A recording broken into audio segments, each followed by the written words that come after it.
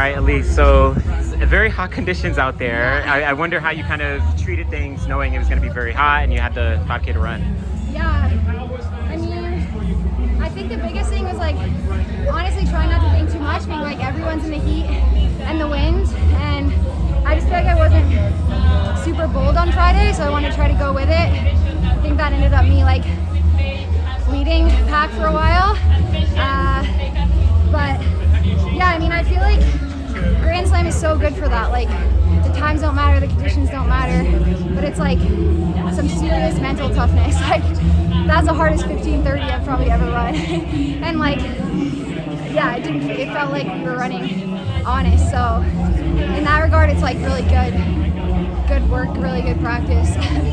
So I wonder just the overall kind of reflective thoughts on the entire, of course, this meet, but then the entire week as a whole and everything. Yeah, it's been incredible, honestly. Like I said after Friday, I think this whole weekend as a whole, I'm like frustrated with my outcome, but the overall experience has been incredible, and I'm so excited that there's 3 more. I think talking to my coach, it's just like we're gonna keep building, and I feel like no one had an idea like how the races were gonna go.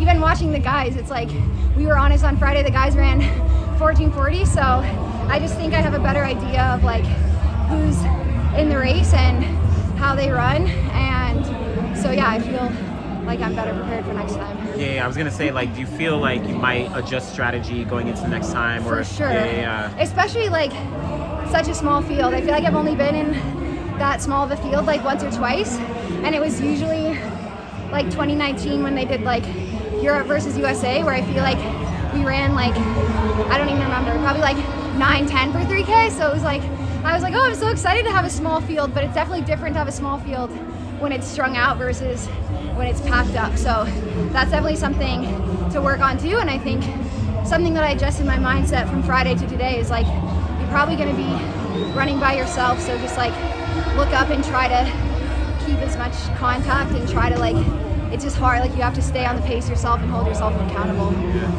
Considering there are, 3 more slams, but, again, this is going to be significantly different than any other race where you're going to have a very small field.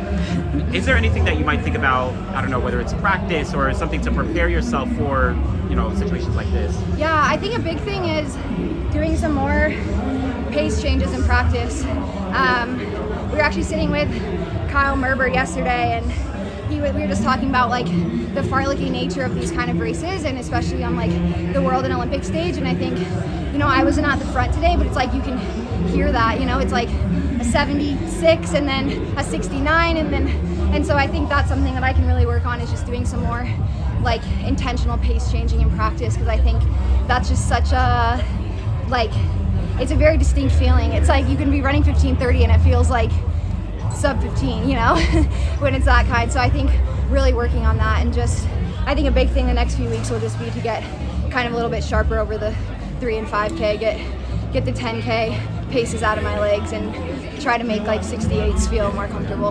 Great. Thanks so much. Appreciate it. Good thank job. you guys.